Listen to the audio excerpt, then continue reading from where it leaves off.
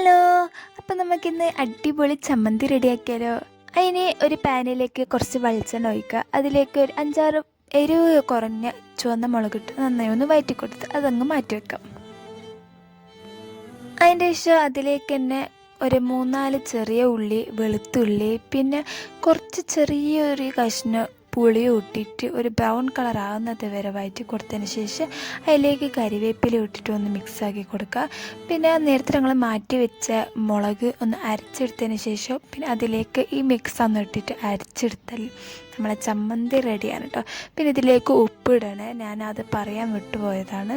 പിന്നെ അതിൻ്റെ ശേഷം ഒരു ബൗളിൽ ഇട്ടിട്ട് കുറച്ച് വെളിച്ചെണ്ണ ഇട്ട് മിക്സാക്കി കഴിഞ്ഞിട്ട് ചോറും കൂട്ടി തിന്നൊക്കെ അടിപൊളി ടേസ്റ്റാണ് കേട്ടോ. ഇതിന് വേറെ കറിയോ ഒന്നും വേണ്ട, ഇത് രണ്ടും മാത്രം മതി നമ്മൾ ഉച്ചക്കത്തെ ഊണ് അടിപൊളിയായിരിക്കും. അപ്പോൾ ഇത്രയേ ഉള്ളൂ ഇന്നത്തെ വീഡിയോ. അടുത്ത വീഡിയോയിൽ കാണാം കേട്ടോ. ബൈ.